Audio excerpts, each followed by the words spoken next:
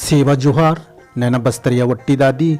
साथियों, अगर आपके मातृभाषा में किसी अन्य भाषा ने घुसपैठ किया तो समझिए आगे आपकी सांस्कृतिक अस्तित्व को खतरा है। इसीलिए भाषा इतना महत्वपूर्ण विषय है और आज का हमारा महत्वपूर्ण विषय कारक या इटुक है। ध्यान से सुनिए। संज्ञा या सर्वनाम शब्द की वह स्थिति जो वाक्य में क्रिया के साथ उसके संबंध को स्पष्ट करता है, या सरल भाषा में कहें वाक्य बनाने में शब्दों को कनेक्ट करता है, जोड़ता है, छूता है, स्पर्श करता है। कर्ता ने कर्म को करण से के द्वारा संप्रदान को के लिए डेश डेश डेश खाली स्थान है। वीडियो थोड़ा लंबा हो सकता है, लेकिन आप केवल 5 मिनट ही रोज देखिए और आसानी से गोंडी सीखिए। तो चलिए क्रमवार कारक के भेद के बारे में जानते हैं। साथियों, कारक का पहला भेद कर्ता कारक ने। अब इसको समझिए। वाक्य में क्रिया के कार्य को करने वाले संज्ञा व सर्वनाम शब्द को कर्ता कारक कहते हैं। गोंडी भाषा में ने के लिए कोई प्रत्यय नहीं होता। क्या बोल रहा हूँ, ध्यान दीजिए। गोंडी भाषा में ने के लिए कोई प्रत्यय नहीं होता, इसे नोट करिए। चलिए आसान उदाहरण से समझते हैं। पहला वाक्य, सुजलवट्टी ने गोंडी लिखा। इसको हम गोंडी में किस तरह से अनुवाद करेंगे? सुजलवट्टी गोंडी कोटतूर। अब यहाँ देखिए ने के लिए कोई प्रत्यय नहीं है। अब दूसरी वाक्य देखिए, दादाजी ने एक कहानी बताई या सुनाई। अब इसको गोंडी में अनुवाद करिए। दादी उंडी पिट्टो या बेसोड़ वेहतुर। अब यहाँ पे दादाजी के लिए दादी, ने के लिए कोई प्रत्यय नहीं है, एक उंडी। कहानी मीन्स पिट्टो या बेसोड़, बताई मीन्स वेहतुर।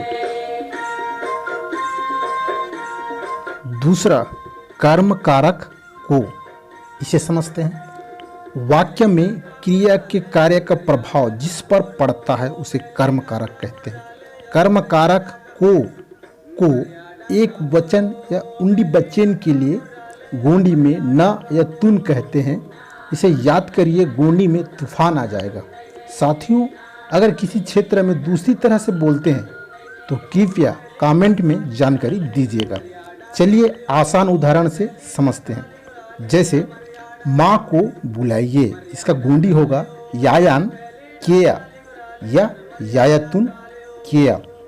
अब हम चलते हैं बहुवचन में। कर्म कारक को बहुवचन वाले बच्चन के लिए गोंडी में कुन या नूंग कहते हैं।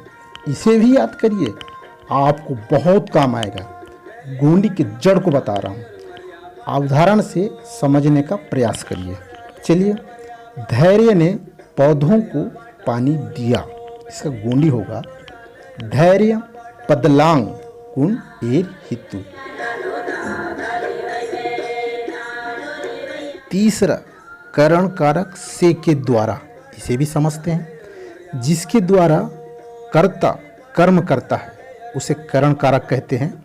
करण कारक से के द्वारा को एक वचन के लिए गोंडी में ते, ने, तह, से, सी, ताल, नाल कहते हैं।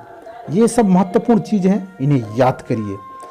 गोंडी कारक को शायद YouTube में पहली बार बताया जा रहा है। अगर किसी ने बताया है तो कृपया मुझे भी जानकारी दीजिएगा।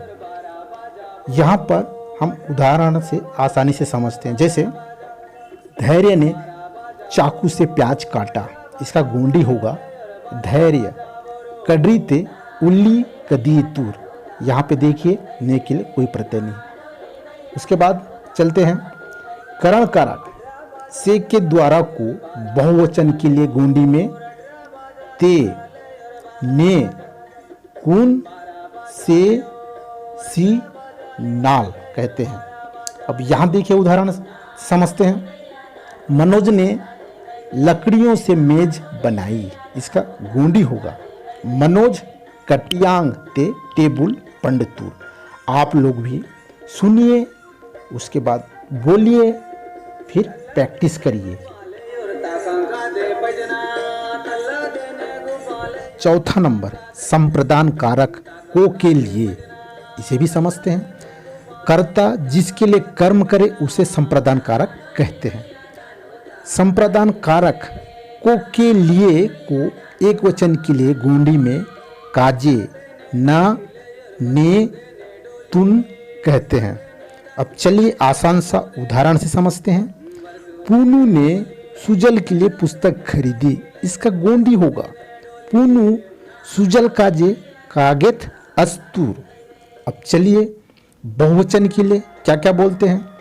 संप्रदान कारक को के लिए को बहुवचन के लिए गोंडी में काजे या कुन कहते हैं। अब चलिए यहाँ भी आसान सा उदाहरण से समझते हैं। राजा निर्धनों को कपड़े देता है, इसका गोंडी होगा राजाल गरीब कुन गतलिंग हिंतोर।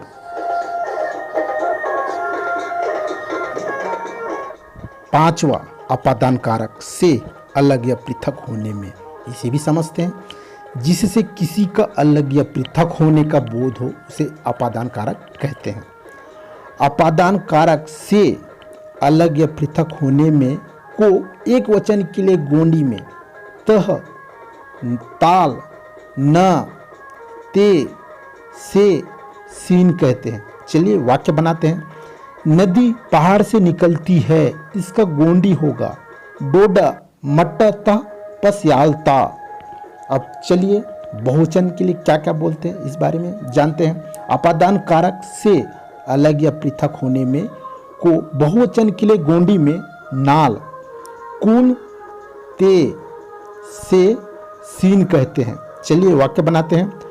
पेड़ों से आम गिरते हैं, इसका गोंडी होगा मड़ाक नाल मरकांग अरलतांग। छठवां संबंध कारक, जब संज्ञा या सर्वनाम का संबंध किसी अन्य संज्ञा या सर्वनाम से होता है या जिससे एक का संबंध दूसरे के साथ संबंध जाना जाए उसे संबंध कारक कहते हैं। संबंध कारक का, के, की, रा, रे, री को एक वचन के लिए गोंडी में ना, ता, टा, नोर, नोड़, तोड़, तोड़ कहते हैं। वाक्य बनाते हैं। चलिए धैर्यवट्टी सुजल का भाई है, इसका गोंडी होगा धैर्यवट्टी सुजल न तमुरांदू। अब चलिए बहुवचन के लिए क्या बोलते हैं। संबंध कारक का, के, की, रा, रे, री को बहुवचन के लिए गोंडी में नांग, नांग, नोर्क, नोड़क, तोर्क, तोड़क कहते हैं। चलिए आसान सा वाक्य बनाते हैं। वे सुनीता एवं सनीता के भाई हैं। अब इसको गोंडी में किस तरह से बोलेंगे। ओर्क सुनीता और सनीता ना तमुर्क आंदूर। सातवां अधिकरण कारक में या पर, विषय में, इसे समझिए। जो शब्द क्रिया की जगह या समय के आधार को सूचित करता है उसे अधिकरण कारक कहते हैं। अधिकरण कारक में पर को एक वचन के लिए गोंडी में ते, ने या परो कहते हैं। अब चलिए वाक्य से समझते हैं। मेज पर पुस्तक है, इसका गोंडी होगा टेबुल परो कागेत मनता। अब चलिए बहुवचन के लिए क्या बोलते हैं। अधिकरण कारक में पर को बहुवचन के लिए गोंडी में ने या परो कहते हैं। अब चलिए वाक्य से समझते हैं। आम के टोकनियों में सेव हैं, इसका गोंडी होगा मरका टुकिल्क ने सेक मनतांग। आठवां संबोधन कारक ए, हे या अरे। अब इसको समझते हैं। संज्ञा के जिस रूप को किसी को पुकारा जाए वह संबोधन कारक कहलाता है। संबोधन कारक ए, हे, अरे को एक वचन के लिए गोंडी में ती, ए या नी कहते हैं। चलिए वाक्य से आसानी से समझते हैं। ये पेन मेरी प्रार्थना सुनिए, इसका गोंडी होगा पेन ती नावा अर्जी केंजा। अब बहुवचन के लिए क्या बोलते हैं इस बारे में जानते हैं। संबोधन कारक ए, हे, अरे को बहुवचन के लिए गोंडी में ओ, नीट कहते हैं। चलिए वाक्य समझते हैं। हे पेनो हमारी रक्षा करिए, इसका गोंडी होगा पेन का नीट मावा राका कीमत। साथियों, मैं इस वीडियो में कारक के 8 भेदों के बारे में बताने का प्रयास किया हूँ। ये बेसिक जानकारी है, इसे नोट करिए, अपने साथियों के पास खूब शेयर करिए और अधिक जानकारी के लिए मेरी एक किताब है, गोंडी किताब, कोयमर्री गोंडी पल्लो करियाट, उसकी सहायता ले सकते हैं और आसानी से गोंडी सीख सकते हैं। साथियों, नए व्यूअर्स हैं तो प्लीज़ सब्सक्राइब करिए, साथ ही बेल आइकन को प्रेस करिए, इससे मेरी हर नए वीडियो का नोटिफिकेशन मिलता रहेगा। वीडियो पसंद आए तो लाइक के साथ कमेंट जरूर करिएगा। अंत में मेरी ओर से आप सभी को गप्पा गप्पा जय जोहार, सेवा जोहार, सेवा सेवा।